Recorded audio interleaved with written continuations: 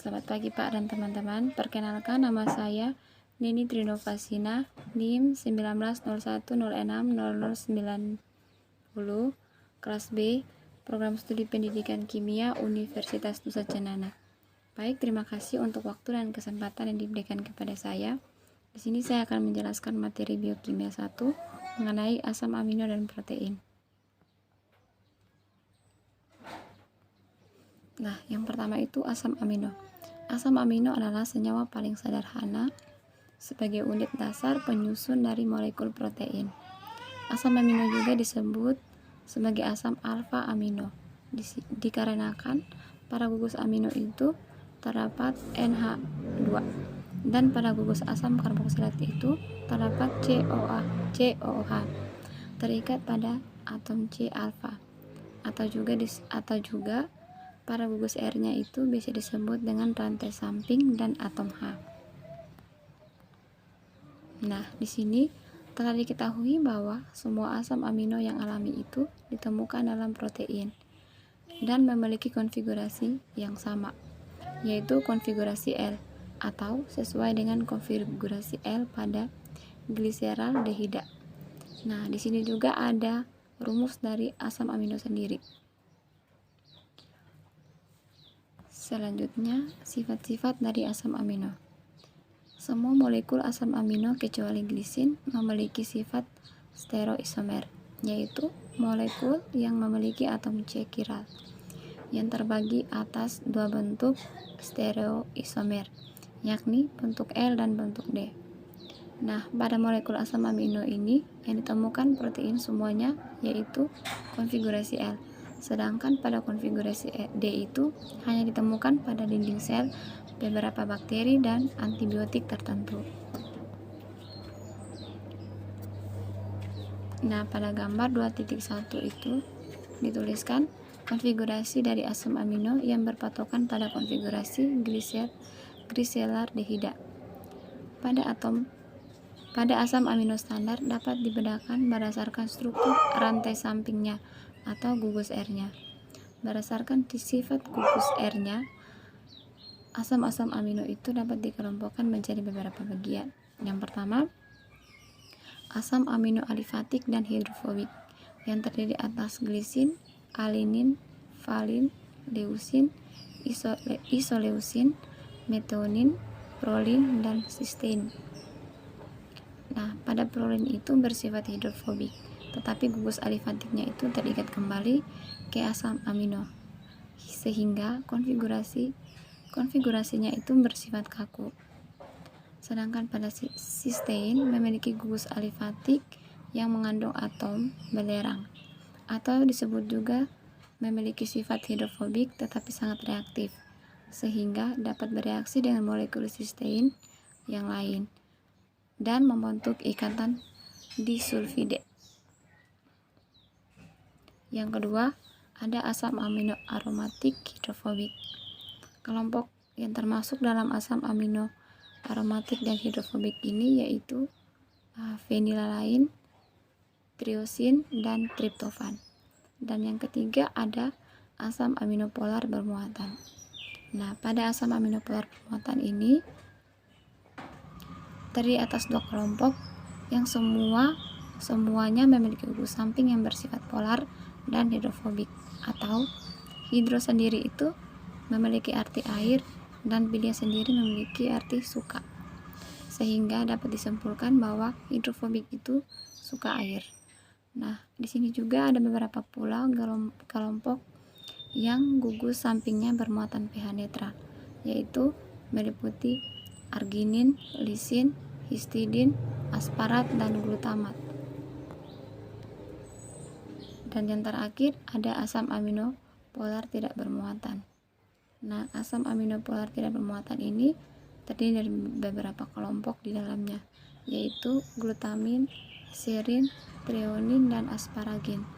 Nah, pada glutamin dan asparagin sendiri itu mempunyai gugus karbonil dan gugus amino tambahan. Sedangkan pada serin dan treonin memiliki gugus karboksil dan asam amino tambahan pada rantai sampingnya.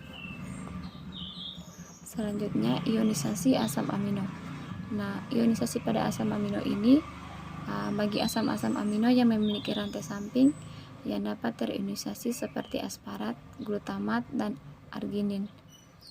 Nah, gugus asam basanya itu atau asam karboksil dan asam aminonya lebih dari 2 dikarenakan ada gugus asam basa tambahan pada rantai samping. Bila asam amino standar dititrasi dengan basa, akan terjadi 3 keadaan ionisasi pada senyawa tersebut, yaitu yang pertama pada pH rendah. Nah, pada pH rendah ini kedua gugus mengalami pontonasi penuh sehingga gugus asam karboksilatnya itu tidak terionisasi atau tidak bermuatan. Sedangkan pada gugus amino terponasi sehingga bermuatan positif. Dan yang kedua, bila ditambahkan larutan basa sedikit demi sedikit, maka gugus karboksil mulai terdepontonasi menghasilkan muatan negatif hingga pada satu titik muatan positif pada gugus amino setara dengan muatan negatif pada gugus asam secara tidak keseluruhan atau molekulnya tidak bermuatan, sehingga bermuatannya itu netral. Yang ketiga itu pada pH atau keadaan tercapai, disebut sebagai pH isoelektrik, dan molekul asam amino pada saat itu memiliki 2 muatan yang sama tetapi nilainya berlawanan, disebut sebagai Switer ion. Kemudian selanjutnya itu protein. Nah, protein ini diusulkan oleh seorang ahli kimia dari Swedia yang bernama Berzelius. Diturunkan dari bahasa Yunani proteus yang artinya menepati tempat pertama. Hal itu didasarkan pada pengamatan ahli kimia Belanda Gerardus Mulder yang menunjukkan bahwa senyawa ini terdapat di mana-mana dan sangat banyak di dalam jaringan hewan dan tumbuhan, sehingga beliau berkesimpulan bahwa senyawa tersebut adalah senyawa yang sangat penting. Fungsi dan struktur dari protein. Fungsi protein yang paling banyak adalah sebagai pengikat, katalis, konduksi atau transport, sebagai kontraksi, nutrisi, dan pembangun. Molekul protein merupakan polimer dari asam-asam amino yang disambungkan melalui ikatan yang disebut sebagai ikatan peptida.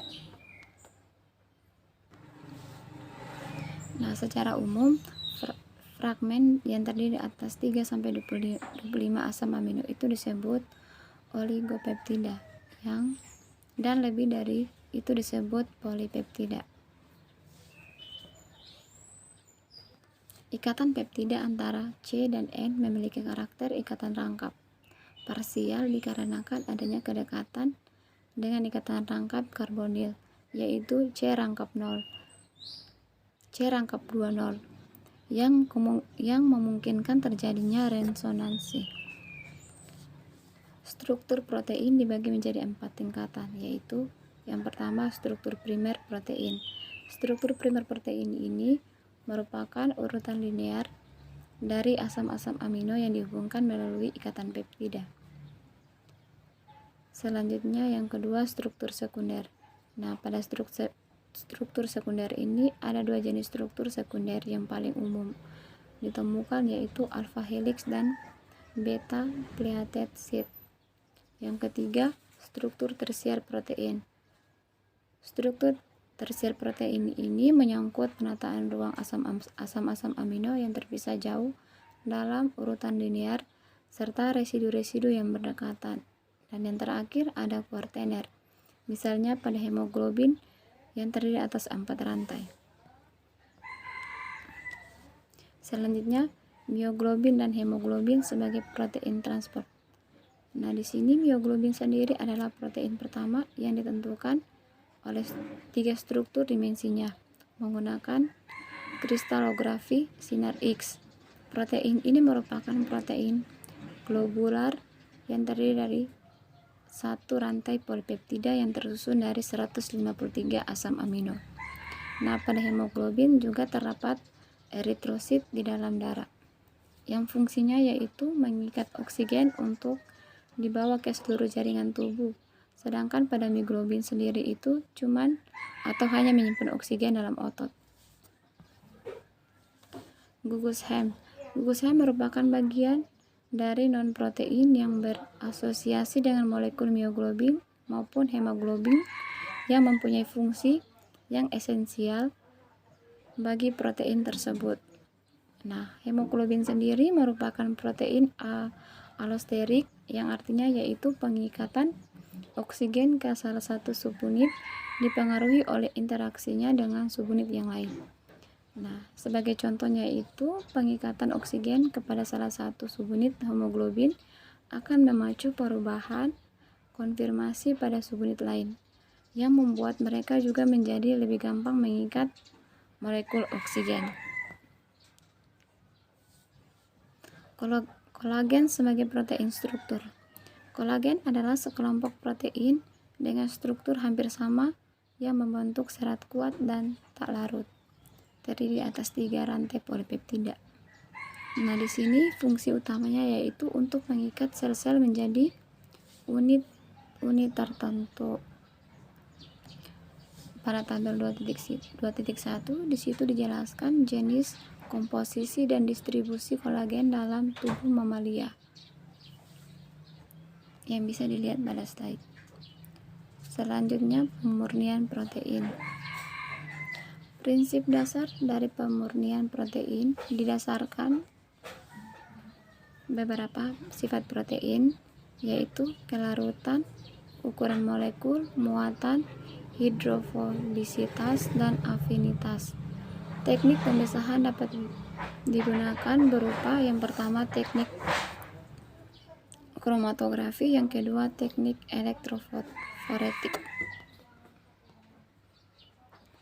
Nah, apabila sumber protein yang diinginkan telah diidentifikasi, protein tersebut kemudian dilarutkan ke dalam pelarut yang dikocok, kemudian dipisahkan dari kontaminasi melalui beberapa tahap. Yang pertama, tahap homogenisasi dan pelarutan, yang kedua stabilisasi protein, yang ketiga pengujian protein, yang keempat pengendapan dengan amonia sulfat NH4 2 kali SO4.